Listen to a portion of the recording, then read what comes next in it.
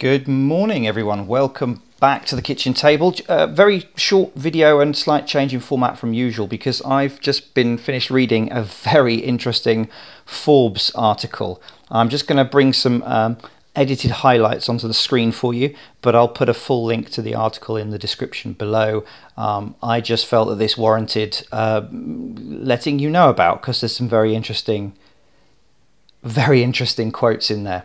It's basically an article and about an interview with Frank Wang, the CEO of DJI, and it's entitled "Bow to Your Billionaire Drone Overlord: Frank Wang's Quest to Put DJI Robots into the Sky." It's a really good article, actually. It's the lead author is Ryan Mack, Forbes staff writer, and props to him. It's a very easy and good read. Just some highlights. So some information on how DJI are doing here as well. They reckon DJI sold about 400,000 units last year, most of which were the Phantom, of course, and it's going to do, they reckon, $1 billion in sales this year, up from 500 million. Sources close to the company, I do love a source close to the company, don't you, said that DJI netted about 120 million in profit, and sales have either tripled or quadrupled every year from 2009 to 2014. And he's just come through a $10 billion, well, he's done a round of funding, so there's a $10 billion valuation to the company, and that puts Frank's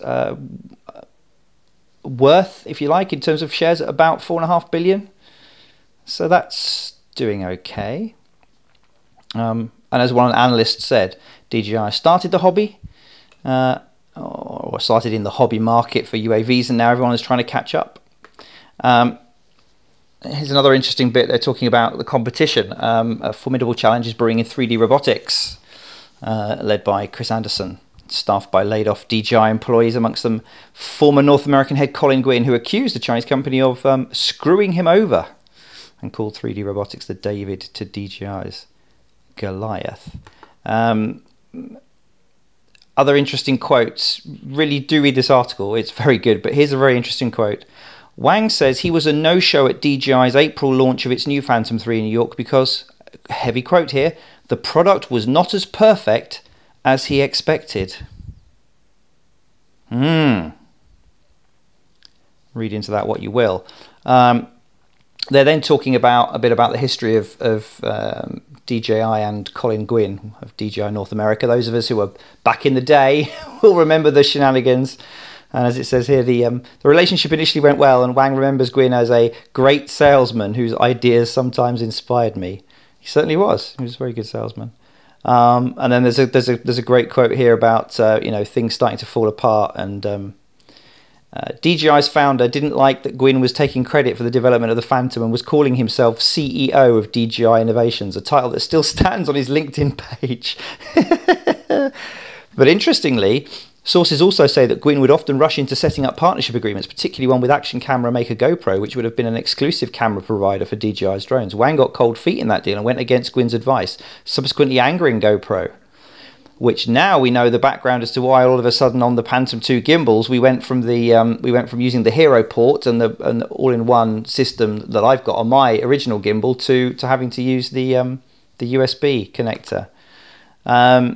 And then there's a bit about the legal action and how, again, there was a bit of a breakdown in relations and how DJI locked all the US employees out of their emails and liquidated the company, and Gwynne sued, and they reckon there's an undisclosed amount that they settled for, but it's under 10 million.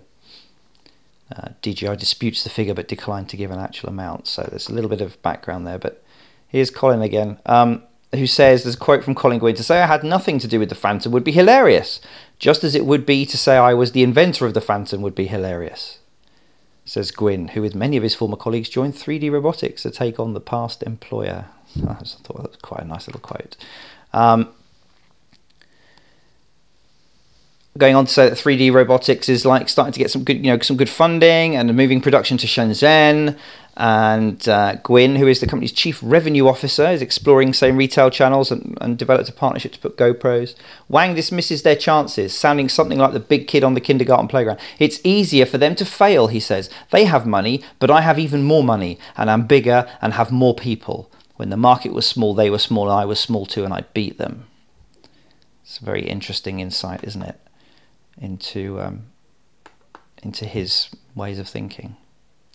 And there's another bit here, very interesting. Look, DJI is a long way from reaching the levels of perfection in Wang's Japanese artifact. He was playing with an ancient samurai sword or something.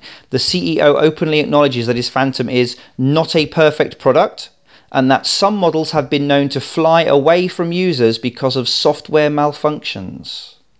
We do have room for improvement, concedes Wang, who says he is adding to DJI's 200+ support staff. As far as I'm aware, that's the first acknowledgement in print from anybody in DJI of any kind of official capacity that says that flyaways have happened and they are because of software malfunctions. It's also the first time I've heard anybody from DJI say anything about any of their products other than, you know, they are perfect. So it's interesting that this is what's coming down from the CEO. Yeah, and the final paragraph, I'm going to quote in full. Wang doesn't want to share the skies with others. He's intent on maintaining DJI's lead as drones expanded to commercial applications like agriculture, construction and mapping. Our main bottleneck for growth right now is the speed at which we come to realise answers to technical puzzles, he says. You can't be satisfied with the present. So there we are. Please go read that article. It's excellent, and there's some, you know, there's some things that have been said and by Frank in there that are very interesting, particularly why he wasn't at the launch of the Phantom 3. If you knew the product wasn't perfect, why are you launching it? That would be my question. Anyway, hope that's going to be of interest to you, and certainly one to raise some discussions, I think. Many thanks for watching as ever, and we'll get together again soon, back on the kitchen table in the usual format. Until then, cheers.